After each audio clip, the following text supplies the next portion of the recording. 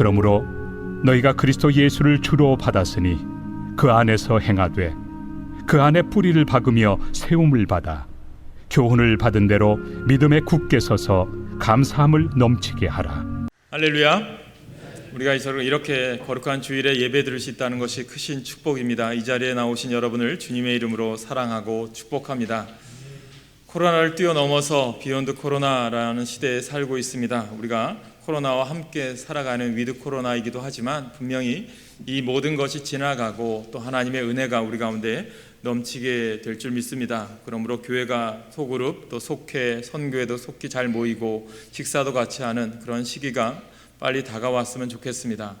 우리가 전에도 이런 인사를 드렸는데 좀 변형해서 인사할까 합니다. 아직도 우리가 만나는 게 두렵고 어려운 시기이지만 이런 인사할까요? 우리 옆분들 앞뒷분 좀 인사하면서 얼굴 좀 보여주세요 인사합시다. 얼굴 좀 보여주세요. 얼굴 좀 보여주세요. 네, 얼굴 좀 보여주세요. 네. 네, 우리가 얼굴 보고 또 나누고 교제하는 것이 참 그립고 좋은 시기였던 것, 또 분명히 또 그 시기가 다시 다가올 줄을 믿고 항상 교제하는 여러분 되시길 소망합니다. 오늘부터 여러분들과는 이제 감사에 대해서 잠시 말씀을 나누려고 합니다. 사사기의 말씀은 이제 이 감사 절기가 끝난 이후에 이어서 가고요. 이제 감사, 특별히 11월 셋째 주 추수감사 주일을 준비하면서 하나님이 우리에게 주신 은혜가 무엇일까, 또 감사가 무엇인가를 다시 한번 깨닫고 올바른 의미로 아름답게 보내는 추수감사절을 준비하고자 3주 정도 여러분들과 연속해서 감사에 대한 주제로 은혜를 나누려고 합니다. 말씀을 준비하는데 한 잡지에서 이런 내용의 글을 읽었습니다. 한 자매가 이제 백화점에 가서 좀 뭐 좀 사 먹을까 하다가 치킨 닭다리 한 봉지를 사왔습니다. 그래서 이제 한 봉지 이걸 샀는데 5,000원짜리를 사서 이제 계산대 앞에 쓴 거죠. 계산대 앞에 섰는데 갑자기 빵빠레가 울리는 거예요. 야, 이게 무슨 일이지? 그랬더니 그날 그 백화점에 행사가 있었다고 합니다. 50주년을 기념해서 이제 500번째 계산하는 사람에게는 그날 산 500만 원 이하의 금액은 무료로 제공하는 그런 빵빠레였습니다. 그런데 여러분 생각해 보세요. 그 자매가 들고 온 것은 얼마짜리죠? 5,000원짜리예요. 그래서 5,000원을 공짜로 치킨을 얻었어요. 그런데 이 자매가요, 전혀 기쁘지 않았다는 거예요. 왜 그럴까? 주변 사람들이 이런 웅성거리는 소리를 들었다는 거예요. 야, 5,000원 공짜가 뭐냐? 차라리 안 사고 말걸. 들었다는 거예요. 그러면서 이제 골든벨 이렇게 상품을 받은 게 공짜로 5,000원짜리 치킨 한 봉지 얻은 것을 기쁘지 않아서 그냥 그것도 자기가 먹지 않고 동생에게 그냥 줘버렸다는 것입니다. 그거를 보면서 이런 생각을 했어요. 만약에 내가 그런 경우를 당했다면 어떨 것 같을까? 5,000원짜리 공짜로 얻은 것을 감사했을까? 아니면 겨우 5,000원짜리인데 라고 불평했을까? 이런 생각을 해봅니다. 아마도 저도 후자가 가깝지 않을까 그런 생각을 해보았어요. 그래서 생각난 것이 나는 아직 감사 체질이 아니구나라는 점을 깨닫게 되었습니다. 아마 여러분들도 그런 경우를 당했다면 어떤 모습이었을까요? 여러분들 그 상황에서 아마 기뻐했다면 감사 체질이실 거고요. 그 상황에서 그렇게 하지 않았다면 나는 아직 감사 체질이 아니구나라는 것을 한번 점검해 보시면 되지 않을까 생각해 봅니다. 오늘 성경 말씀은 우리에게 주는 교훈이 있습니다. 감사가 흘러넘치는 사람에 대해서 우리에게 말씀해 주고 있어요. 감사가 흘러넘치는 사람은 어떤 사람일까? 우리가 오늘 이 골로새서의 저자는 사도 바울이죠. 사도 바울이 왜 골로새 교회를 향해서 감사에 대해서 이야기할까? 이 골로새서는 알다시피 바울이 로마 감옥에 있을 때 쓴 서신입니다. 자신의 처지가 언제 죽을지 모르는 감옥에 갇혀있는 신세가 어떻게 세상 사람들, 아니 고린도 교회를 향해서 감사하라고 했을까? 거기에 참된 뜻이 있다라는 거죠. 그래서 바울은 말년의 옥중을 보내면서 여러 곳에 편지를 보냈는데 그 내용이 모두 감사였고요. 빌립보서에는 빌립보 성도들의 헌신과 사랑, 헌금에 대해서 사랑에 대한 감사 편지고, 오늘 우리가 읽은 골로새서도 감사의 내용이 많이 나옵니다. 그래서 편지의 주제는 뭐냐면 모든 것 위에 뛰어나신 예수 그리스도이지만 편지 전반에 스며있는 영성은 감사일 수 있다는 거죠. 그래서 우리가 오늘 우리 인생에서 우리가 코로나 시대를 살아가면서 우리가 무엇 때문에 감사해야 되고 어떻게 해서 감사할 수 있을까 생각해 보면서 여러분들이 정말 감사가 넘쳤으면 좋겠어요. 그런데 어떻게 해야 감사가 넘칠까? 오늘 주는 첫 번째는요, 내가 예수 그리스도 안에 있어야 감사가 넘친다는 거예요. 무엇은 의미냐면 씨앗을 지난번에 얘기했어요. 씨앗을 뿌려야 열매를 거둘 수 있는 것처럼 우리가 감사를 거두기 원하고 감사를 내가 느끼기 원한다면 믿음이라고 하는 씨앗을 심어야 감사의 열매를 거둘 수 있다는 거죠. 오늘 본문 6절과 7절을 저와 여러분들이 같이 봉독을 했어요. 여러분, 그리스도 예수를 주로 받았다는 말은 뭐냐면 내가 예수 그리스도를 나의 구주로 영접했습니다. 내 인생의 주인을 주님으로 인정하겠습니다. 그 의미를 담고 있어요. 예수를 믿기 전까지는 내가 내 인생의 주인이었어요. 그래서 모든 것을 내 마음대로 하고 내 감정대로 하고 내 원하는 대로 결정하며 살았어요. 그러나 이제는 내가 내 인생의 주인이 아니라 예수 그리스도가 내 인생의 주인이시기 때문에 예수님 뜻대로 살아가는 거죠. 그것을 저는 여러분 지난번에 말씀드린 것처럼 무엇입니까? 신앙, 믿음이다. 그것을 살아가는 것을 신앙 생활이다 라고 말씀드렸어요. 이 말씀은 예수님을 영접하는 것으로 시작해서 감사함이 넘치는 사람이 그 안에 예수 그리스도의 믿음이 있다는 것을 증명할 수 있다는 거죠. 그래서 예수님이 내 인생의 주인이 되셨다는 말은 그분이 내 인생을 책임져 주십니다. 이 말이에요. 그래서 그것을 믿기 때문에 그리스도 안에 있으면 감사가 넘치는 거죠. 왜죠? 전에는 예수님을 믿기 전에, 구주를 영접하기 전에는 내 인생의 주인이, 내가 주인이니까 우리는 어떨 것 같아요? 세상의 환경에 따라 우리가 감사하기도 하고 그렇지 못하다고 한다는 거죠. 행복이라는 조건도 그렇지 않습니까? 내가 뭔가 가지고 있어야, 물질이 많아야, 아니면 내가 뭔가 진급을 했어야, 뭔가 내가 좋은 일이 있어야 기뻐하지 않았습니까? 그런데 그것이 세상의 환경의 조건에 따라 이루어지잖아요. 그런데 내 안에 예수가 계시면 그 조건과 환경이 좌지우지되지 않는다는 거죠. 왜죠? 예수님이 내 안에 계심으로 세상의 모든 것이, 내 인생의 모든 것이 아니라 나의 목적은, 내 인생의 영원한 꿈은 뭐죠? 천국, 하나님 나라 가는 거잖아요. 잠시 이 세상에서 내가 고난을 당할 수 있고 어려움도 당할 수 있고 물질 때문에 또 사회 환경 때문에 어려움 당할 수 있지만 이것은 잠시 잠깐이고 나에게 영원한 하나님 나라가 있기 때문에 그 소망을 바라보니까 세상에서의 어려움도 이겨나갈 수 있다는 거죠. 왜? 목적이 있기 때문에. 영원한 하나님 나라가 있기 때문이죠. 그래서 여러분, 내가 얼마나 좋은 조건과 환경에 사느냐, 그것을 따지게 되는 것은 세상의 예수 그리스도를 내가 영접하지 아니한 사람이죠. 조건과 환경들이 나의 행복을 좌우하는 결정적인 요소가 되기 때문에 믿지 않는 사람들은 그것 때문에 일희일비하죠. 그래서 그리스도 밖에 있으면 내가 무엇을 가지고 사느냐가 중요하게 느껴요. 그래서 환경과 조건들을 따지고 그 결과를 가지고 많이 흡족해하지만 그것이 부족하면 불안해하며 사는 거죠. 그리고 더 중요한 한 가지가 있어요. 여러분들에게 드리고 싶은 것은, 내가 감사가 넘치길 위해서, 내가 하나님의 은혜로 살기 위해서 필요한 것은 오늘 본문에 나오죠. 뭐냐면 그 안에 뿌리를 박으며 세움을 받아 라는 말씀이 있습니다. 이것이 뭐냐면 예수 안에 있되, 내가 교회에 나와 있대, 이것으로 만족하는 것이 아니라 그 안에 뿌리가 깊이 내리시길 간절히 축원합니다. 여러분, 태풍이 지나가면, 저도 보면 태풍 지나가면 어느 지역에 가면 가로수가 확 넘어서 뿌리채 뽑혀 있어요. 근데 그 특징을 봅니다. 그럼 뿌리가 어떨 것 같아요? 얕게 있는 거죠. 그 이유는 뿌리가 튼튼히 박혀있지 않기 때문이에요. 여러분, 이 세상은요, 항상 바람 잘 날 없는 곳이 세상의 특징이에요. 그래서 바람 잘 날이 없는 이 세상에서 바람 따라 흔들리는 사람은요, 항상 불안해요. 그래서 이 세상 풍파에 따라 흔들리지 않고 평안을 누리려면 어떻게 되느냐? 예수 그리스도 안에 뿌리를 깊이 내리시길 간절히 소망합니다. 근데 뿌리를 내리시되 잔뿌리가 아니라 깊고 곧은 원뿌리를 깊이 내리시기라는 거예요. 그 뿌리를 내리기 위해서 무엇이 필요할까요? 예수님이 내 인생의 주인이시다. 그분만이 나의 소망이다. 주님 한 분만으로 나는 만족하겠네. 찬송가, 찬양이 있는 것처럼, 그 고백처럼 주님만 의지하며 살겠습니다.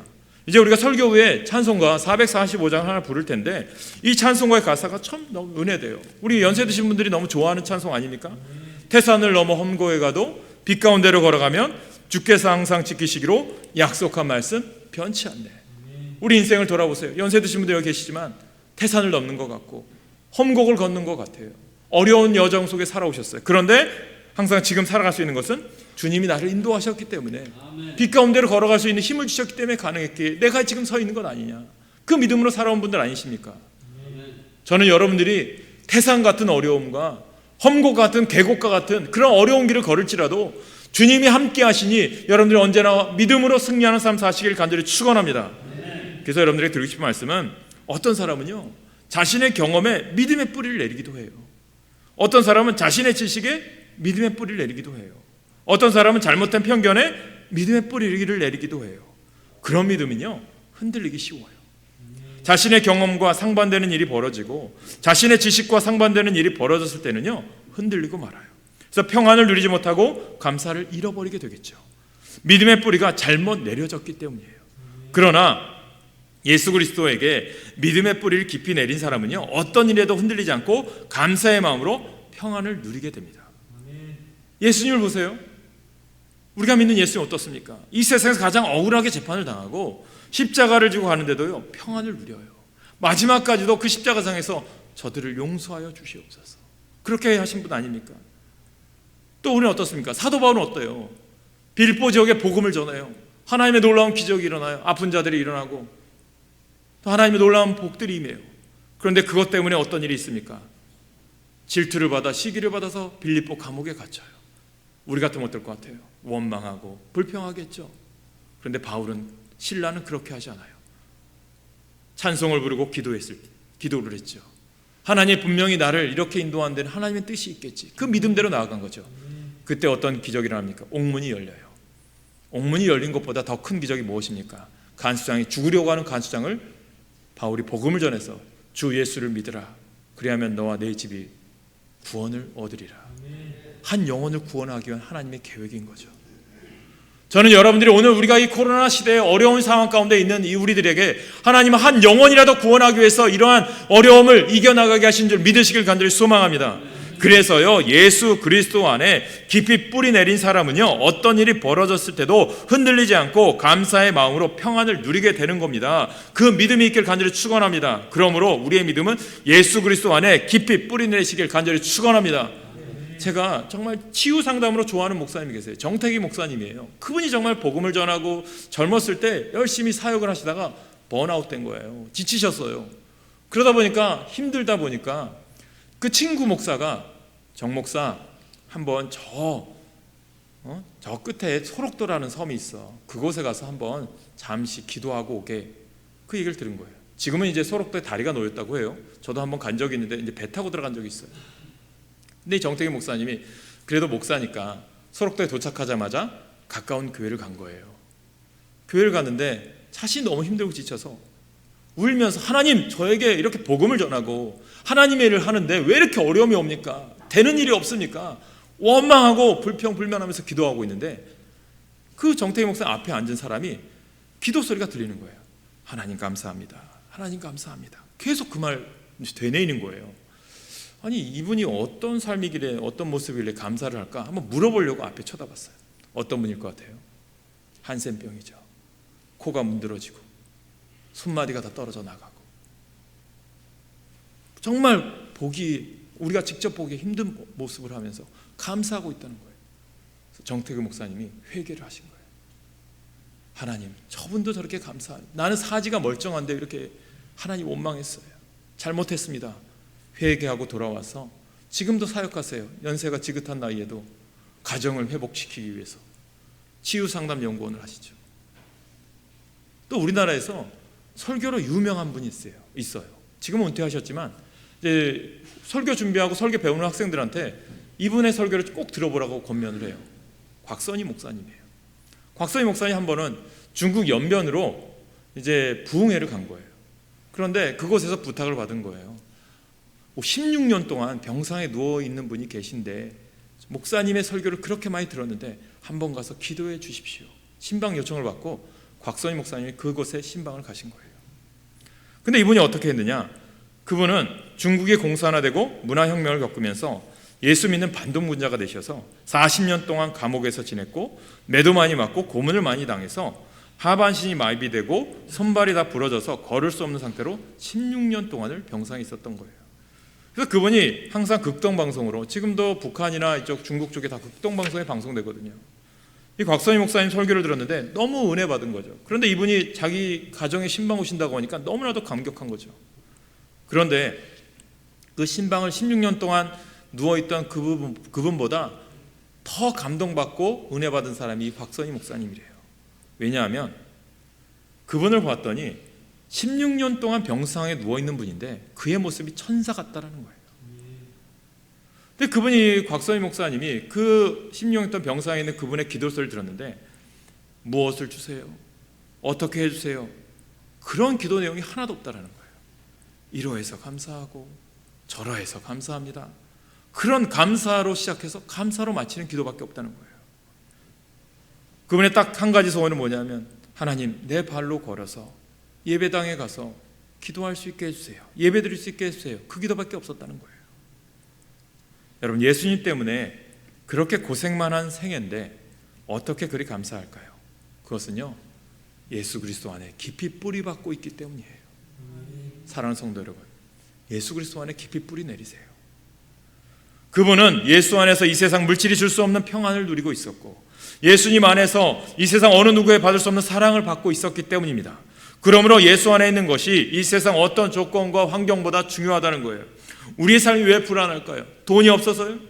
그러나 그것이 근본적인 이유는 아니죠. 건강 때문에 걱정되세요? 그것이 또한 근본적인 이유는 아니죠. 자녀들이 속을 썩이세요? 그것 또한 근본적인 이유가 아니죠. 왜 그렇습니까? 내 안에 내가 그리스도 안에 세워져 있지 않기 때문이라는 거예요. 예수님의 뜻을 알지 못하기 때문이라는 거예요. 그러므로 이 세상의 모든 것들이 다 요동친다 할지라도 그리스도 예수 안에 있다면 흔들리지 않습니다. 그러므로 우리도 내 삶에서 감사가 흘러넘치려면 예수 안에 굳게 서 있기를 간절히 축원합니다. 두 번째 우리에게 주시는 말씀은 믿음 안에 굳게 서면 감사가 넘쳐요. 믿음이 긍정적으로 성장하는 단계를 기독교 철학자 달라드 윌라드는 이렇게 얘기해요. 첫째는 적절한 믿음, 둘째는 필사적인 믿음, 셋째는 충분한 믿음이 있다고 얘기해요. 그래서 그 대표적인 예로 욥을 세 단계로 얘기했어요. 욥은 모든 것을 다 잃었어요. 그래도 하나님께 적절한 믿음으로 반성을 해요. 누가 와서 조롱을 해도 그렇게 해요. 그래도 필사적으로 주님께 간구해요. 그 다음에 하나님의 마음 갑절의 복을 받아요. 충분한 믿음을 받죠. 여호와께서 주신 것을 여호와께서 가져가시니 여호와 이름이 찬양받으시기를 바랍니다. 욥의 고백 아닙니까? 주신 이도 하나님이시요 가져가신 이도 주님이시요. 사랑하는 여러분, 믿음에 굳게 서서 이게 무슨 뜻일까요? 모든 것을요 믿음의 눈으로 해석한다는 거예요. 믿음의 눈을 보면 이 세상 모든 세계가 하나님의 창조물인 거예요. 믿음의 눈으로 보면 이 세상에 이상한 일도 많이 일어나죠. 그러나 하나님이 여전히 세상을 통치하시는 거예요. 믿음의 눈으로 보면 한 번도 가보지 못한 천국이 분명히 있음을 믿고 소망 가운데 사는 거예요. 애굽에 억울하게 노예로 팔려간 요셉을 보세요. 억울하잖아요. 형제들 때문에 믿음의 눈이 열리니까 자기를 넘긴 형들에게 이렇게 고백해요. 창세기 45장 5절에 보면 당신들이 나를 이곳에 팔았다고 해서 근심하지 마소서, 한탄하지 마옵소서. 하나님이 생명을 구원하시려고 나를 당신들보다 먼저 보내었나이다. 이 고백이 나오죠. 믿음의 눈으로 보니까 요셉을 노예로 보낸 것이 형들 때문이 아니라 하나님의 뜻이 있었구나.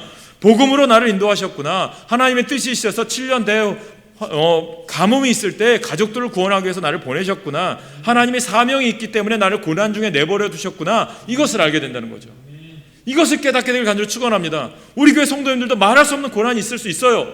때로는 예기치 못한 질병, 아픔이 있을 수 있죠. 그러나 그것 때문에 힘들어할 수도 있지만 그것 때문에 오히려 더 위로할 수 있고 힘을 줄 수 있는 능력이 됨을 믿으시길 간절히 축원합니다. 전에도 말씀드렸잖아요. 저희는 아이들이 아픈 부모를 너무나도 잘 알아요. 여러분들 그런 경험 해보셨어요? 아이를 병원에다 중환자실에 내버려두고 부모만 먼저 퇴원해보세요. 갓난아기를. 그 마음 찢어집니다. 그걸 경험했어요. 근데 경험하고 보니까 아이가 아픈 부모를 아는 거예요. 안산에서 같이 목회했던 동역자 목사님은요, 딸이요 갑자기 골수암에 걸린 거예요. 그 마음을 알죠. 목회하기 얼마나 힘들까요? 가족이 아픈데. 근데 담대하게 복음을 전할 수 없는. 근데 여기서 어떻게 해요?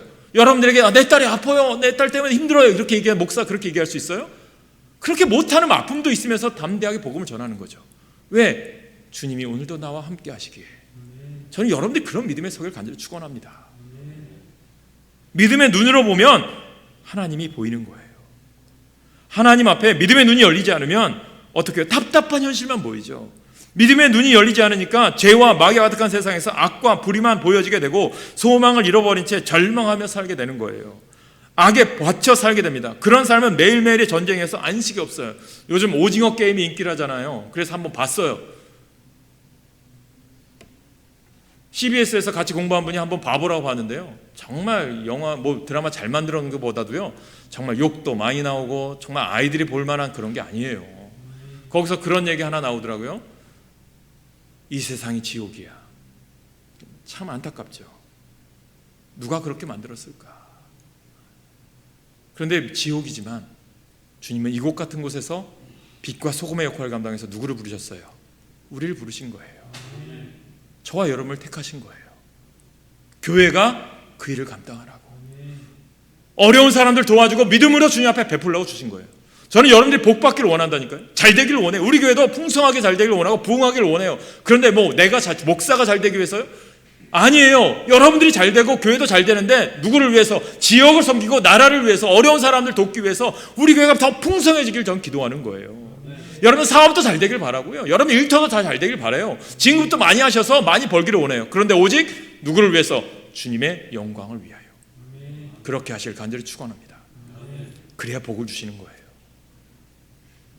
믿음의 눈이 열리면 로마서 8장 28절에 바울의 고백처럼 합력하여 선을 이루실 하나님이 믿어지고 그 선을 이루어 나가시는 보이지 않는 하나님의 손길을 믿고 살아가게 되는 거예요. 그래서 비록 지금은 어렵더라도 이것이 전부가 아니라는 것을 알기에 감사하는 거예요. 마지막, 감사는 어떻게 해서 나와요? 믿음이 있는 만큼 감사가 나오는 거예요. 믿음이 자라고 견고할수록 감사가 넘쳐요. 믿음이 있는 자는 결코 서두르지 않습니다. 불평하지 않아요. 부르신 그 자리에서 감사하며 주신 소명에 최선을 다합니다. 고통이 닥쳐올수록 충분한 믿음은 더 드러납니다. 고통은 우리의 믿음이 얼마나 충분한지 보여줄 뿐이에요. 다니엘은 기도하면 죽을 수도 있는 상황에서도 감사했어요. 감사는 하나님의 은혜를 끌어모으는 자석과 같습니다 라는 말이 있어요. 하나님의 은혜는 감사하는 사람에게 더 많이 뿌려지는 거예요. 유명한 주석가 매튜 헨리가 이런 말을 했어요. 감사에 대해서 유명한 말을 했습니다. 감사는 자동차를 탄 것 같고 불평은 흔들의자에 앉는 것 같습니다. 무슨 뜻이냐면 둘 다 흔들리죠. 차 움직이니까. 그런데 감사하는 사람은 흔들리지만 다 앞으로 전진할 수 있고, 불평 속에 사는 사람은 그저 제자리에서만 흔들리기만 할 뿐입니다. 그런 뜻이에요. 즉 감사는 문제를 지혜롭게 풀어나가는 열쇠가 되어서 앞으로 나아가게 하지만, 무엇보다도 감사하는 사람에게 하나님이 함께해 주시지만, 그러나 불평하는 사람은 그렇지 않다는 거죠. 여러분 아시잖아요. 하나님께 기도할 때요, 불평하는 기도 들어주실까요? 감사하는 기도 들어주실까요? 아시잖아요. 답은 뻔하잖아요. 그러므로 감사하는 사람에게 하나님의 응답이 빠르고, 감사하는 사람에게는 문제가 풀리는 역사가 일어날 줄 믿습니다.